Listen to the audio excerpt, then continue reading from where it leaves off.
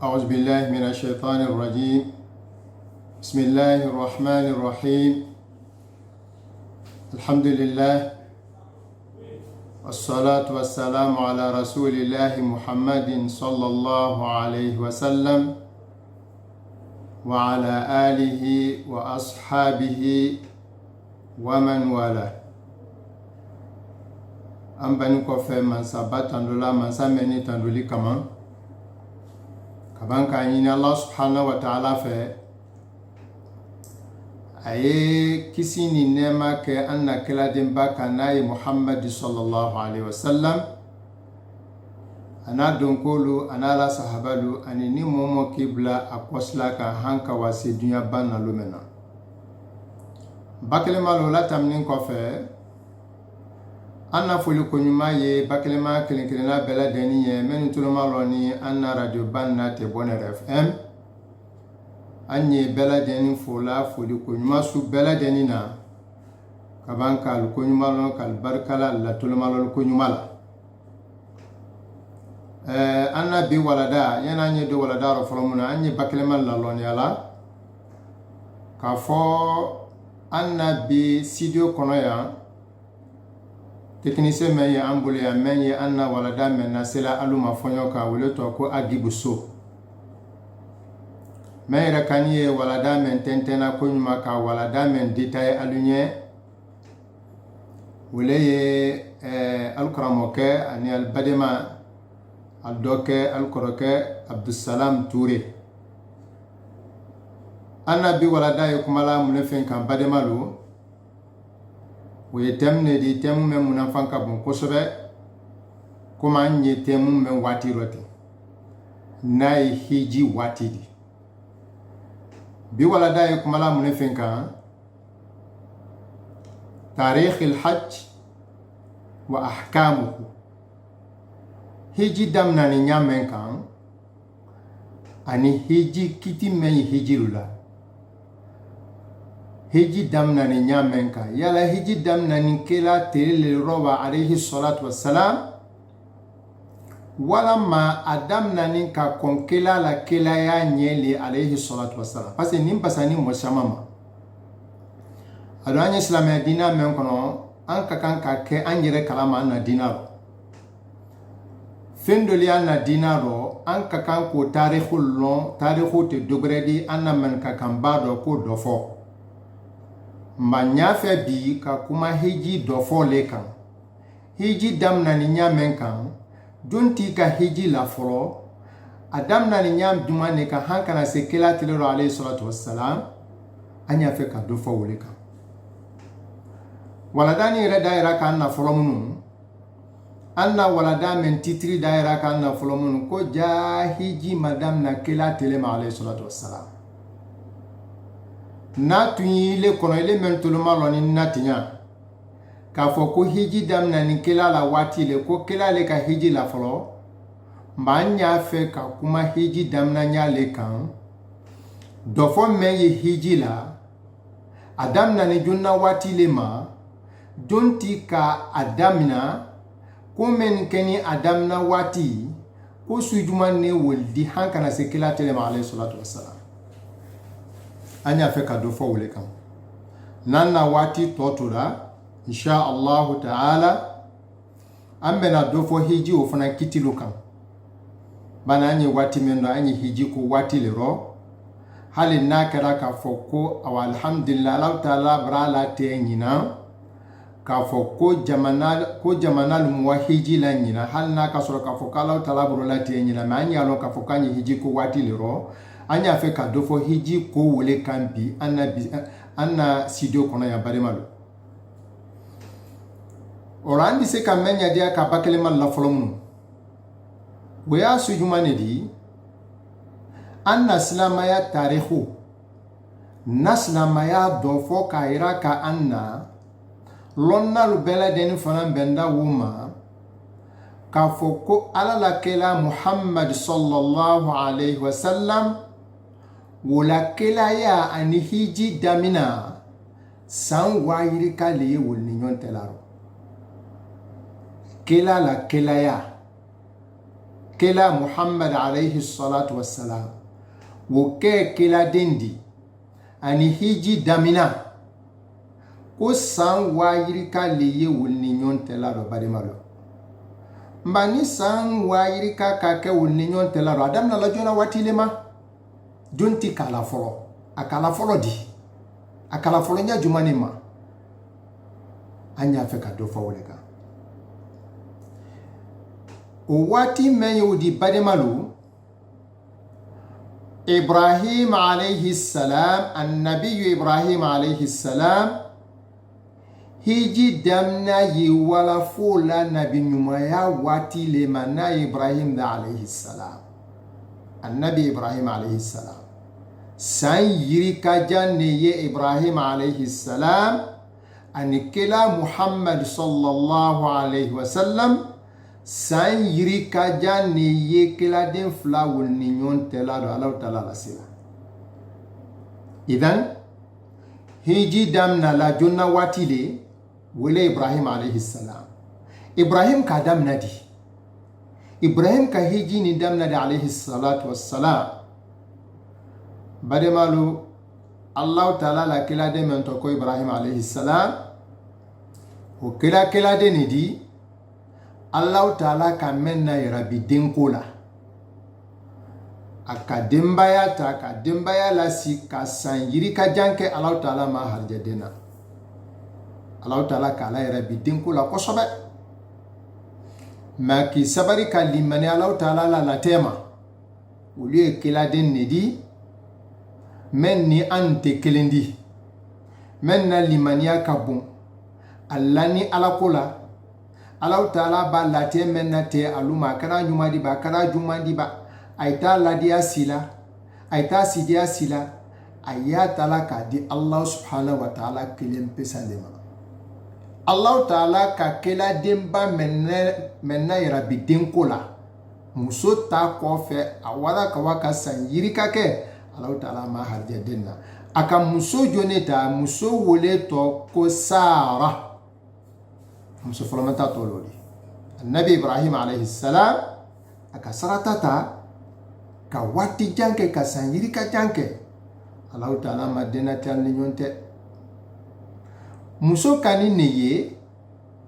aka miriya iraka afurukela naye kela dendi annabi Ibrahim alayhi salam a ele ni nebra sanjiri ka menka Allah taala madina tan nyonte la mba miriya donne la nya fe yiwo ke miriya juma ni wodi anta nyina kalan ka musobere nyinin ka di matuma don na Allah taala ka musobere di ma Allah taala ba wo harje denna neni le bela deni denodi an kana to tenya ele maden son ne maden son mo gbere fana ma na ikotunu fana maden son ni ma nyimin kala nyiku bela deni ke an ko andi se ka musogbere nyini ka di manya menka sallahu taala di dena tiaw manya menka wodi kambela deni dendi muso folo kuma kan mendi muso folo me odi naye sarata di wo yi horo muso ledi horo muso kuma kan mendi afuru kenye ay benna wo ma ka fokali muso flanan ko nya ini ka di annabi Ibrahim alayhi salam kadi wuma me muso men kakan kan nyinin kadama wada ke jomso li jomso woto ko hajara me wole nyinini kata kadi Ibrahim alayhi salam jomso muso men dun kodo Allah subhanahu wa ta'ala wara denna te Ibrahim alayhi salam an hajara ni nyonte la ka demen ne soron ka demen ke dinke di ka denin tola ko Ismail inyala la tala la mansa yaro de muso folomanta brado sarata o bra wati janka maden soron aka fudu ke mambanya nyina kala nyi muso bere nyini muso bere men fara nyini nodi o ma ka horom so di de wara ke jomso le jomso ni ne bra dum position flanando kado Ibrahim na fudu kono Allah taala wodo harje denna ko ke denke di ka denke mentola ko Ismail hɔrɔmuso men fɔlɔ don o ma den sɔrɔ fɔlɔ den men sɔrɔ ni Ismail Sarata muso fɔlɔ o nada ye sitana nada don a n'a hakili n'a miiriya tɛ ka keleya nada warala kojuya ala ma Allahu taala diɲɛna an bamusolu ma Sarata ko mutu hinɛ sa ala tɔrɔya n'a la keleya n'a la wa finkɛlu nada wara Ibrahim ka alayhi salam bon kɔrɔ a ma la wuli mɛ ma wara kɛ o de ne de fɔlɔ don kelen o de hɔrɔmuso le ne de fila o de ne ma harijɛden na jɔmusonin mɛ nani donna o mɛ nani donna ne kɔfɛ deuxième position dɔ Allahu taala bolo harijɛden kɛla ka den mɛ to la ko Ismail ni Allahu taala ma ini limaniya la de k'a fɔ ko i limaniya ni sɔn ni Allahu taala la tɛ ma a ko gɛlɛman dɛ sitana ka wusɛ k'a la waati bɛɛ tɔɔrɔya ni finkɛ bon kɔnɔ ani kela annabi Ibrahim alayhi salam tɔɔrɔya nara wara yɔrɔ dɔ rɔ annabi Ibrahim alayhi salam a ka makasi Allah subhanahu wa ta'ala mari ala muso fɔlɔ donna tɔɔrɔya bara wara ne kan nka nin ta ka san yiri ka kɛ den ma sɔrɔ a ka miiriya yira kan na ko n ye muso gbɛrɛ ta Hajara a sama dɔ n'Allahu taala ko harijɛden na ko an kana to den ko an kana to tiɲɛ den ko an ma den sɔrɔ o bara den sɔrɔ ka den to la ko Ismail den wo sɔrɔ kɔrɔ o bara kɛ denkɛ di ala tɔɔrɔya bara wara ne kan mari ala n tɛ ala ɲɛni ko kɛla di nabi ɲuman don tɛ fosi kala fɔ Allahu taala ye ordre le di alu ma al tɛ fosi kala kumakan dɔ al tɛ fosi kala baara dɔ al tɛ fosi kala dugukolo kɔ kan fo Allahu taala le ye ordre di alu ma k'a fɔ ko alu y'a kɛ annabi Ibrahim alayhi salam a k'i makasi Allah subhanahu wa ta'ala ɲɛ k'a y'o ko kɛla di tɔgɔya bara wara bon kɔnɔ ka fara sarata la keleya bara wara kojuya ka fara sarata la n'a k'a miiri ale le muso fɔlɔ di n'a k'a miiri ale le hɔrɔmuso di a ye ɲa mɛn ka mari ala ɲɛni kɛla di Allah subhanahu wa ta'ala k'i to ala mansaya rɔ ka Ibrahim alayhi salam k'a ɲamariya k'a ye so min kɔnɔ di n'a ye siya min so di a y'a la jɔnmusonin o n'a den ta Ismail alayhi salam jɔnmusonin min tɔ ko Hajara a ye o ni Ismail ta alayhi salam ale ye bɔ yɔrɔ o dɔ ko na lihɔrɔma yɔrɔ dɔ ye na dugukolo dɔ ye yɔrɔ dɔ rɔ lihɔrɔma dikolo le lihɔrɔma yɔrɔ le k'a n'a ko ani ala muso Hajara ni Ismail k'ale wa na dugukolo yɔrɔ Allahu taala ka Ibrahim alayhi salam a ka yamariya o la Allahu taala k'i to ala mansaya kɔnɔ Ibrahim alayhi salam a n'a muso Hajara a n'a den Ismail Allah subhanahu wa ta'ala k'i to ala mansaya kɔnɔ ka mɛn nase lihɔrɔma dukolo yɔrɔ wo dɔ lihɔrɔma dukolo wo tere yɔrɔ jumɛn de balima lo fonfan kɔnɔla mɛn ye a yɔrɔ bɛɛ lajɛlen ye kɔnkɛ kaba i di ɲa fili ɲɛfɛla rɔ i tɛ adamaden ye i tɛ yiriju ye i tɛ ji ye i di ɲa fili kɔfɛla rɔ i di kinibolo mafɛlɛ i di maranbolo mafɛlɛ i tɛ adamaden susu ye i tɛ ji ye i tɛ sɛnɛsuman ye i tɛ fosi yɔrɔ min rɔ se min kɛ nin ye Allah subhanahu wa ta'ala k'a ɲamariya ko bɔn ko n y'a fɛ ye i muso n'i den to yɔrɔ min rɔ yan annabi Ibrahim alayhi salam a wana la denbaya to la ye denbaya filanan n'a den to la ye a k'a laɲini ko a y'a kɔsegi la ka wa denbaya fɔlɔ man ta k'o fana ɲa bɔ sila rɔ n'a ye so gbɛrɛ dɔw la bɔn ni so mɛnna n'a ye Sami jamana di a k'i kɔ don don n'a den na fonfanw kɔnɔ ye a kɔ don tɔ la muso k'a ma annabi Ibrahim alayhi salam i bara na ne ni n den fila pesa bila yɔrɔ min dɔ yan fonfan kɔnɔ ji tɛ yan suman tɛ yan suman sɛnɛfɛn tɛ yan adamaden tɛ yan i kɔ donna na ka wa n y'o kɛla di ko n mari le ka n yamaruya ko n ye na to yan n mari la le hɔrɔma jamana le ala le ko ko nyi altoya mansa men ko ko nyi altoya wole koto albalula ya mansa men ko ko nyi altoya wole koto lamina ya mansa men ko ko nyi altoya wole koto nyana suma bolalla ya Ibrahim alayhi salam akodun tola ala dembaya na dena Ibrahim ka duwawu do ke akodi Rabbana inni askantu min dhurriyyati biwadin ghayri dhi dhar'in 'inda baytika al-muharram Rabbana liyuqimu as-salata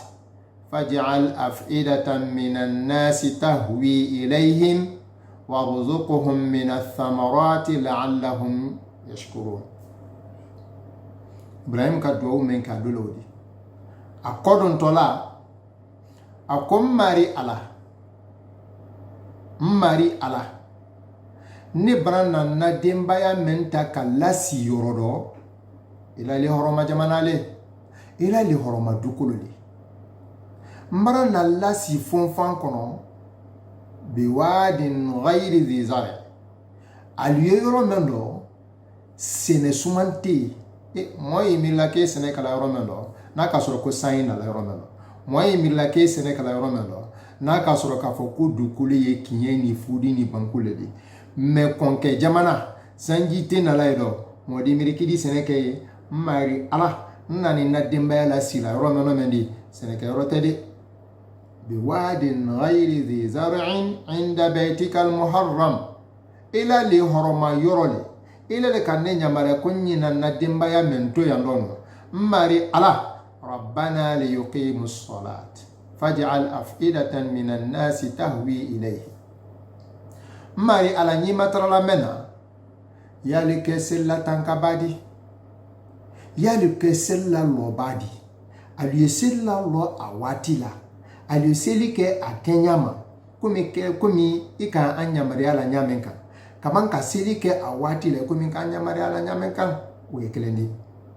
ye bay ko tuni mari ala aliye yoro meno meni motero de aliye yoro meno meni sene sumantero de aliye yoro meno meni jitero de lakin faj'al af'idatan minan nasi tahwi ilayhi mari ala ye molu somme lo yoro mena muso ni ndeni yoro meno mendi mo sitero bi me ye yanke yoro di mari ala molu somme di lo yoro mena mari ala ye yoro ninke yoro wodi woman ka kuma masunya e mendi mari ala ye ninke yoro di dunya da kun lo yoro mena aman ka kambayre woledi alu yoro mena no motero da alu flappe sale me ya ka yoro di dunya be di kun lo yoro mena faj'al afidatan minan nasi tahwi ilayhi ya ka yoro di dunya moldi bo dunya kun tan fla bela den na ki kun si yoro mena anya ma fala bike ibrahim na do jebila ba majebi faj'al af'idatan minan nasi tahwi ilayhi mo jelle yedo na suni kono sansan ka boko Allah taala la buhiji faj'al af'idatan minan nasi tahwi ilayhim badamalu momen mo wahiji la from na Allah taala mala te wulinye nalu ya na taala ka fokali wa boni hiji wo mo jelle dukolo ko kambi badamalu anka wo nombru lo momen fanambra wa hiji la ye bademalu iba wa nyene da nataka foko samen na to ekotuni kala utala kana fonko iba wa sanula samen tuntola da nata ekotuni ko samen tuntola kala utala kana fonko faj'al af'idatan minan nasi tahwi ilayhim ye dunya kun lo yoro mena ye ninka yoro di bademalu dunya di kun lo yoro mena mol di bo dunya kun tan fula bela de na ki kun lo yoro mena mari ala ye ninka yoro di faj'al af'idatan minan nasi tahwi ilayhim banya ma fala Ibrahim alayhi salam ala do brajebi ala do foromanta brajebi ba amajebi anya ma fala sangusa mojate menyi dona momo nay wala dunya kono momo nay fe ka wa dunya kono were bete dona de a limité la li muna a limité la momo ni ya fe ka wa dunya kono momo ni ya fe ka wa na ma limité akana ke catastrophe di akana ke kodi akana ke dégâts bani yorole dunya bela den tese dona ko faj'al af'idatan minan nasi tahwi ilayhim Ibrahim kodon tola la dembaya na dena awotola la dembaya foromanta unya bala sala ka do men ka wodole mendi faj'al af'idatan min an-nas tahwi ilayhim mari ala muso ni den dolo ya ndobi me ya ka yoro di dunya di kun yoro mena de way kelendi warzuqhum min ath-thamarat ala do flana nodi mari ala yoro memendi sela sumante yoro mendi jite do yoro meni mote lakin farzuqhum min ath-thamarati yalu harje yiridin kalte su bela denina bademalo anyini mafla bide li horoma jamana meye bademalo senete kalay li horoma jamana meye funfan kono la barke beretedi nanka foko li horoma jamana nanka foko funfan kono la to me yala be wole ko maka to me yala bi andisa allona nyamen kan kaliya buluma wole ko makkatul mukarrama Ibrahim alayhi salam aka duwawu menke funfan kono la menya wa menke na dimba ya blalaye akodun tola warzuquhum min ath-thamarati yiridente rode sene sumante rode sene tikale rode memmari ala ila sebaya kono ila mansaya kono ila fanka kono mari ala miri matia yalu harde yiriden kalte su baladenina men brama kale wol mayni kaba sene tikale medi miri yiriden kalte fenfe madunyo kono ida be sobe asoroyin wotienin kabwala da a meilleure qualité niye namasa ko kafoko nye namasa le ko wotede namasa meilleure qualité wole soronai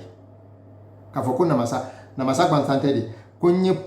pom meilleure qualité nye lemunu ne ko a meilleure qualité nye pom ne ko a meilleure qualité tomati fenfe ni adamade mako disama yiridin qualité lo sene suma ne finkel lo bademalo ni Allah subhanahu wa ta'ala la dakabanen ko paledi ka yira kanna ka fo kala kila de Ibrahim alayhi salam aka duwawu menke akodon tola la dimbaya la Allah subhanahu wa ta'ala ka praka dun duwawu menelo hanye yoro men don badima la ala kanati balala warzuquhum min ath-thamarat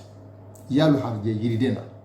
yalu harde yiriden kalte su beladenina yiriden kalte nyuma su beladeni badimalo men morale makajmano ali almayni ka badimalu mo meye donaydo be yiriden kalte su belademo kuma duma ye nyame ka te bana badimalu ni Allah subhanahu wa ta'ala ala kabanen kolidi ka yiraka ala kila dembala Ibrahim alayhi salam anin ka yiraka kila dem men fana nato Ibrahim ko fa alayhi salam hanka wasi Allah kila alayhi salatu wassalam kana se una mantonuma handuwa di banlo mena badimalu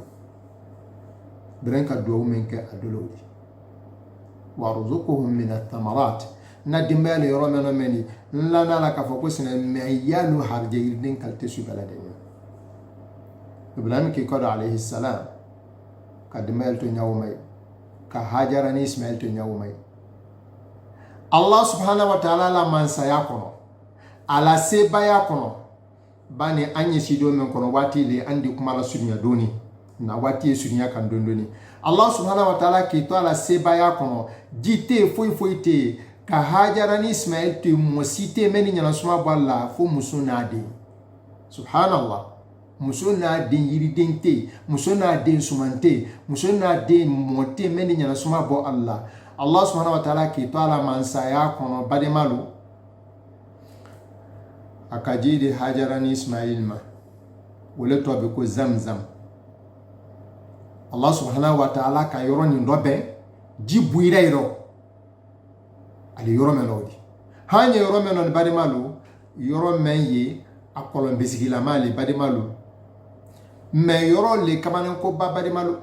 kadam na watinuma hanye yoro menon mendi amba kompero be zeda fusa ko kompe manabi wala ma kompe bara ko peli wala ma foka pompe robe wala ma kolombraja wala ma unanyo ndolu bademalu kadam na Ibrahim na wati ma alayhi salam annabi Ibrahim alayhi salam kadam na wati ma hanye ha anye yoro meno ni bademalu ha diwa di ban lomena yoro wote jala momo ni wala fonfan kono la wodo yidonu fonfan kono la gberete na e maka jamanadi iti di miaro kuma duma ye nyamen kan idi miaro haidi wasaro bademalu mo fenfe na yido na yoro beleden di miaro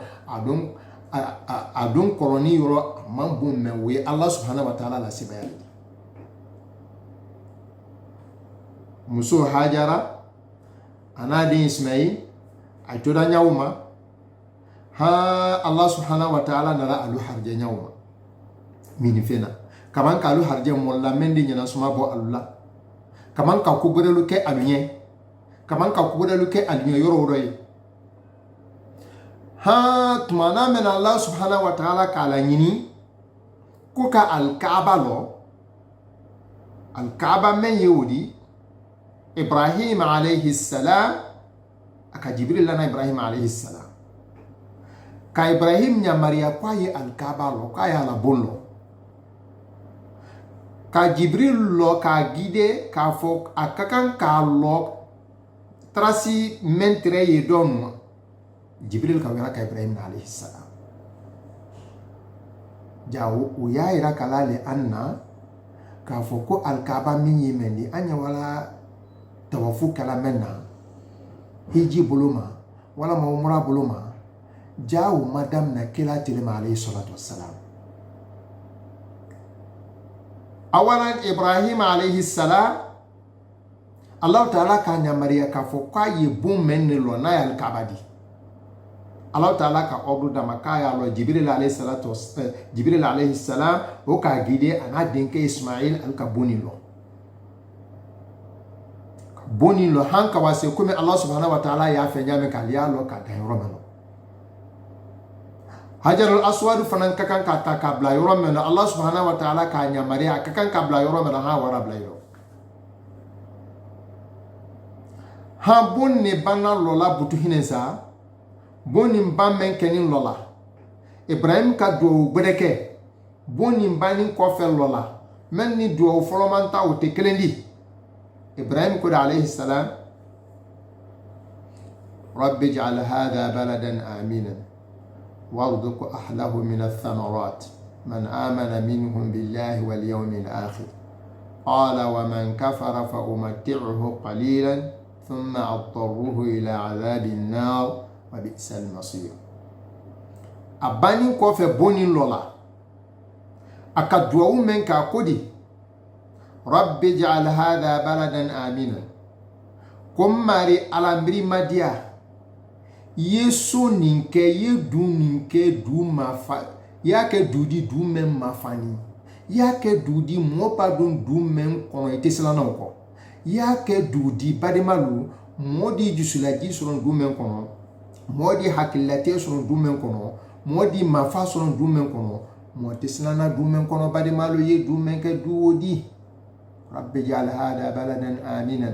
ياك دو ما فاني دي مو تسلانا دو من كونو يتسلانا إلا نفلو دي يتسلانا ينيدي يتسلانا فوس دي يبابانا دو نا كونو يتسلانا فوس ما بدمالو يدو من كدو دي يسو من كسو دي رب اجعل هذا بلدا آمنا كله وارزق أهله من الثمرات من آمن منهم بالله واليوم الآخر مؤمن فنا يا كونو من بل من يعلم kalimani alona ba ma fana kotuni kom mari ala ye wol harje suma fe bela denina ya lo harje din kalte su bela denina ni Ibrahim alayhi salam ni yala do berele di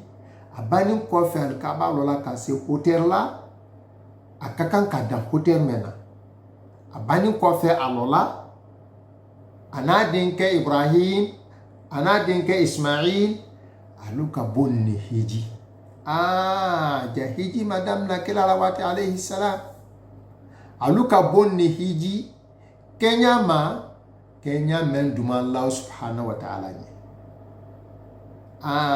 hiji damna ni Ibrahim alayhi salam damna ni Ibrahim na wati le man nabi Ibrahim alayhi salam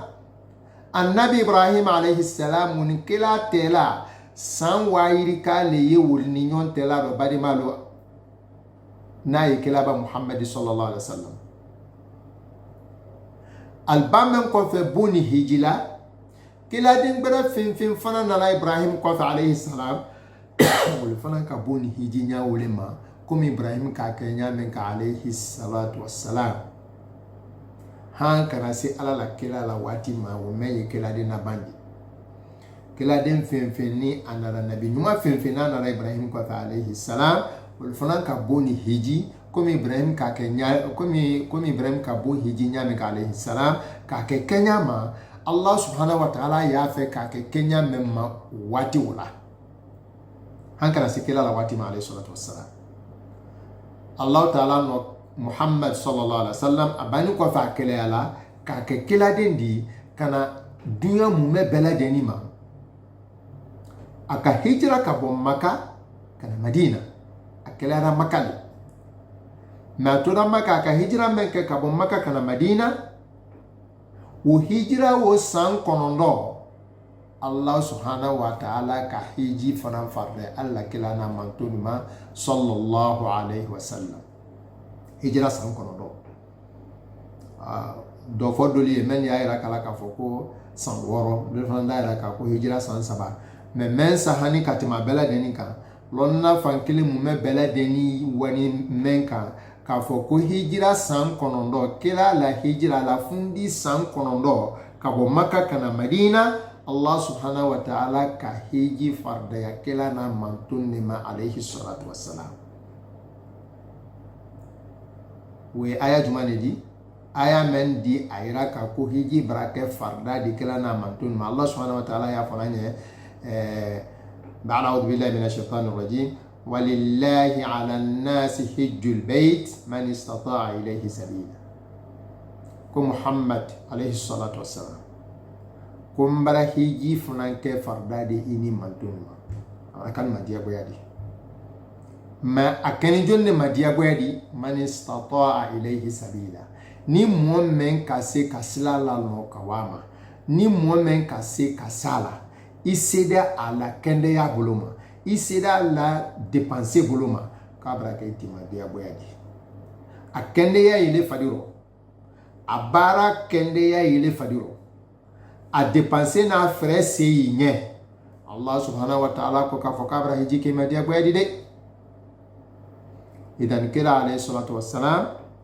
kadamna ufana hiji ke amadia goyadi kadamna watima hanye watima no mendi hiji brakim bela de ni fana madia goyadi nya wolema donc men ye ayra kala anna ka foko ja hiji damna ni nyamenka do fo men ye ala anno wole kono kise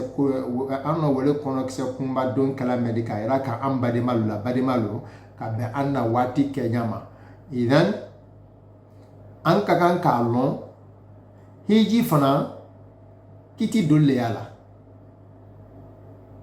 afarda ya kilama alayhi salatu wassalam ma farda ya kilamatin alayhi salatu wassalam mana min Allah ta'ala ku walillahi 'ala an-nas hajjul bayt kumbara hiji farde ini mantun kan Muhammad sallallahu alaihi wasallam kumbara hiji farde ini mantun kan afarda ya men yudi bari maru kaira ka anna afarda ya ni junnima mo jonni ye donna farda ya men kono mo jonni ye donna kono jonni te donna kono idea boy di jonni ma man kan ka dia boy di jonni ma bari maru lonna kon bela de ni benama كافوكو القرآن نسوية أيرا كلا أن الحج فريضة واجبة على كل مسلم عاقل بالغ قادر عليه بمعنى الذي عنده الاستطاعة كايرا كنا كافوكو هيجي مي مندي hiji ni dia boyale di mola salama ya tesi benna fu kila alayhi salatu wassalam kay wole ira kanna ka fo ko salama ya loni pilier menu kan salama ya loni pilier lolu men kan bade malo ila salama ya te ben fu pilier lolu men yodi banani ke makelin ka ila salama ya ko mako pilier lolu men yodi ba saba ke ma fla bo asla fe ka fo ila salama ya ko mako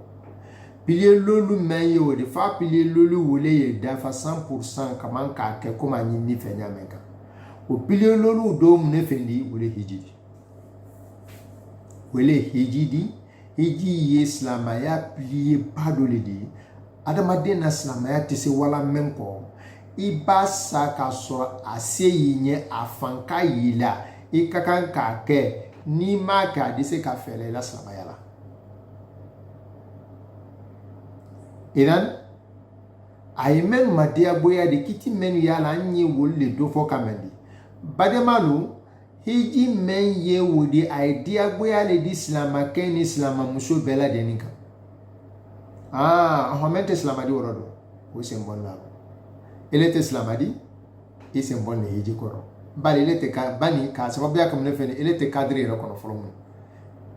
ay menu ma diago ya di wulle islamalu di menu na lu je ko la Allah subhanahu wa ta'ala ne principe men islam ya dina la kada hiji di ba makeji hiji di ba we burla jonni kan wulle islamalu di o ko son lonnalu ka ira ka anna islamaya fanan ka ira ka anna ka foko hiji ye islamalu le ko ka mente islamal di wulu sentaro bari malu mais islama jonne fanan ko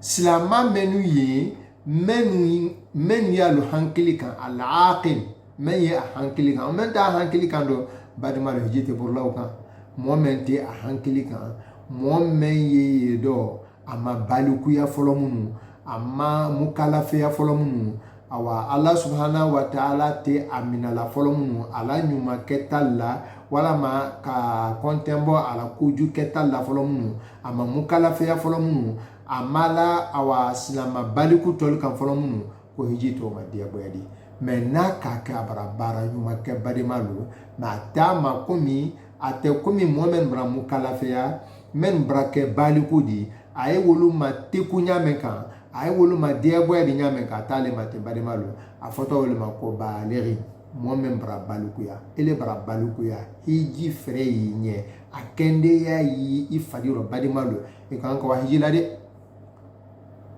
kan ko hijila o anyi mun fe hila wo do li ban wala hijila kuma se hiji ma folo mun adon bra balukuya silamali amara balukuya seyani kende ya fariro ada ban wala hijila adi mo kelena wa hijila adi mo sabala wa hijila adi mo tana wa hijila adi mo yirkala wa hijila alere ma hiji folomu adodi to nyaaw ma hansa ya wa soro nyaaw ma bari malu kuna boya meno ala manne na belade takaraw e ba balu kuya islamali di islamakeli di islama musoli di bari malu seyinye fereyinye bari malu Allah subhanahu wa ta'ala abra hiji kima dia gwari de abra hiji kima fardadi abra hiji kima wajibi abra kima tekudi ni maka dike sababu di ka fesi la salama ala kamalosi adirin alayhi yese hiji fanankala silama lidi baliku lidi hankili la me ifadi korola atese ibra san biurun la son ibra san bisen son seyinye mwen su bela deniye ele la soron wara be sanji ele la soron wara be san biurun la san bisen ele la soron wara ben wati mena bademalo a soron la hali tamako begbele mema ele la soron wani bena wati mema bademalo a soron hali kila wule foni molle kila wule kila si foni molle kila la bademalo etisi sala foni kisi bademalo ele la soron wara ben wolema ejiti ma dia gwadi ko ejiti ma dia gwadi ele kende gbeng islamali di hankili mali di balikuli di bramu kalafia ibrasa ye sambi saba ye sambi nani ye sambi lulu ikende gbeng idise ka kilo fla kilo saba han kilo nani tama ayreti buina kola idise bola ya hanka wase rojano idise buri kala kuma duma ye nyameka ukende ya yi fadiro bademalu mais setinye yiti ma dia boyade setinye muyentinye hali baloko yere soron bela deni gbele maima katete ka foki miri hiji koma Allah subhanahu wa ta'ala ma hiji kele ma dia boyade afdolema man istata'a ilayhi sabila ni momen seda kasila soron kawa ama me ile nimbe sarati nimbe wara dafa ile ro badimalo ida ise doli ro sarati nimbe la den mara dafaro subhanallah sarati nimbe wara dafaro slamale balikule hankili male mo kendele yadi se yanye mwe yanye badimalo menna folo la dia ko son badimalo na folo la nata ko son bo hijila sakana do bonna na folo la nyafe kana folo quantité men son bo hijila se badimalo akana do bonna na folo la sitenadina kana use kala badimalo ka tolon a hankili la aditoro hansa ya da sura ka sura mo hijila ka sura hiji se yanye badimalo wal iyad billahi min dhalik ala man dina al balad natankaruma idhan ni ye kiti le di an ka kan ka men lo hiji kiti lo hiji fana sunya kelen ni la simaya ko sunya kelen wele sebeni ma ko farda le ko teku le ko diagoya le la simaya ko ye men kala sunya kelen ko fe wo nafla le de ale sise ko mi baba na lansara sallallahu sise wala mi baba fitiri sallallahu sise wala mi baba salfana sallallahu sise wala ma yi wuli men kala ka sura nafla lu sale baba na salfana sallallahu ye lo fla men sallallahu e baba na fitiri sallallahu ye lo fla men sallallahu e baba na safo sallallahu ka kon safo salni na fla sel men kala safo sel ko fe na fla sel men kala yi wula sura 0h 1h du matin 3h du matin e na fla sel men kala bani malu e ba hiji bereke la hiji folomanta ko fe o fana ina fla le di komi sele ina fla wol kala nyame kan ale si se komi bana sun kado tele bisaba dona ye awa tele saba su ye karo kono ye tele saba men sun dona al misasun tenen sun wona nyondolu ye o na fla sun do men kala ye hiji to men fana kala men ni sun ya folomanta o te kele ni barimalo o fana ina fla di tenyale Allah subhanahu wa ta'ala ado barai sebenye ko barai la marenye bari malu men yi ma diagoya di men yi ma tekudi men yi ma obligatoire de wole sunya kele ni de bari malu sunya kele men fana odi condition men yi wala na wole nya fala men idan anye ayila anna diona ban wati men do wa khasatan demseninu men hiji ko mablala ko ma se hiji ma fala mun ale di mola wa ma ale ma se hiji ma fala ale di mola wa se ya nya ma ale ma se hijima moye ya nya di ban lulo la ko ya ko ntawala folomu adi lukelen lu fla lo ya ko ntawala ko ma se hijima folomu se juma ne ye hiji la menni sarati men tekelendi Allah subhanahu wa ta'ala nasla mayama sarati condition cible la menni men tekelendi ka fo wati le men kan ko hiji la wati men badi malo wati te rode e bara condition bela den bara ba dafalero yeni mo mo la ba folo ni le kan ne kan ile re kan ne kan ka wa farda bu ma folo me kana fo ki sila na folo la dianya ko son a ka calcul janubo ambo asisen do di bonna manakuna wala mambo asisen nyafe ka continue iri kamena na tisola na lawko wala ma projet dombulu mbo sisen donu wala ma finka dombulu wala ma baba na lulo la wati menandwa wala ma baba na msuflana tala wala ma baba fuduka wati menna hiji ni fudu te la la nyoma ay te basla nyona ay te klendi ay te wala klendi ay te sela klendi bari malo hiji ni bonlo te basla nyona ay wadia te klendi ay finka te klendi bari malo hiji ni fos te basla nyona hiji ni munefenye wole sarati mendi anka sarati men madame di bari malo izani efenedi an hakili kakan ka awa men lo anna silamaya kono anna silamaya principe do le fana mendi anye munefen fola demsenu ni wole ki tesidi wa khasatan Allah ta'ala basidi lima ki to demsenu kono abirila dia ko soba doliye se sona ka sural brasan biri kajan sona almala lise wala nya men ka hali tamako be gole maluma alo se sona wati mena badi malu brasan birum la san bisin ko sona wala san birum lan ko badi malu wuliya natala lise wala hiji la nya men ka na Allah ta'ala ka ubla ile harje kono ki to dinya ro badi malu idi se ka kilometre ke kelen fila sabawu na yondolo ido tama ido finke wuluke badi mala titoro atila kende ya to ila kende ya dafani la ko bela den dafani ni ki yere magrenke ka fo ko ma kono ne la ne ka kan ko heji la wati mena wati ma se folomuno wala man ne kan ko heji ka samela san wati ma se folomuno sangbere le ala meni o tekelendi Allah ta'ala bra sedima abra muen dima abra kende ya dima abra ko beta fa do badi malo ye mun bare ma kono mutum foni setana na la to ni la hansa ya ni so wati mena badi malo al tulumalo ni al jana radio le la men ni Bonheur FM Allah walada annabi walada yukumala temme ka wole mendi amra man sabatra Allah subhanahu wa ta'ala le kitila da madina hijila mo shama yesu mayne man kana nata yalla kedo musudo Allah ta'ala tabla la wul harjo dolu fana ya dabla dolu harjero sunya kili duli ya dabla wul harjero sunya yirika na Allah ta'ala ka a condition bela deni dafa ilero e kakan kaman sabani kun malon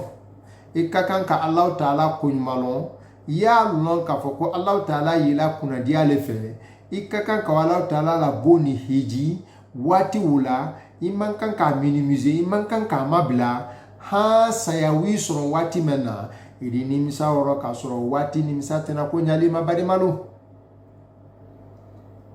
ro anna wati kan ka sunya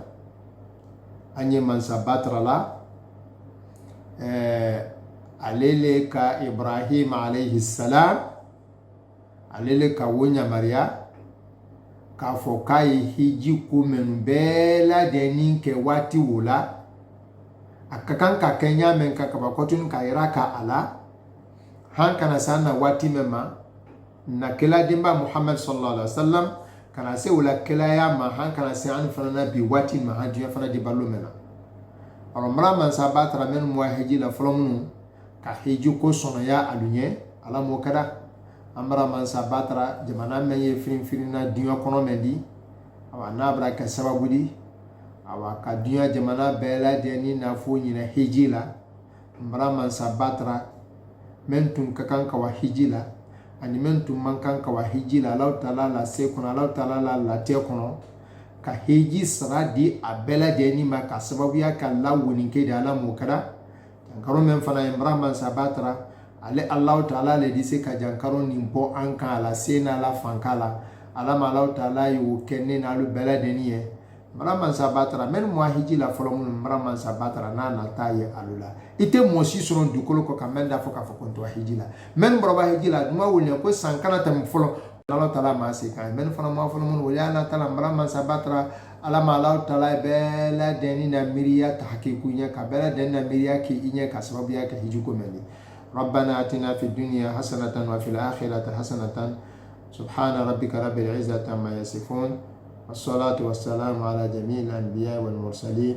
وآخر دعوانا أن الحمد لله رب العالمين السلام عليكم ورحمة الله وبركاته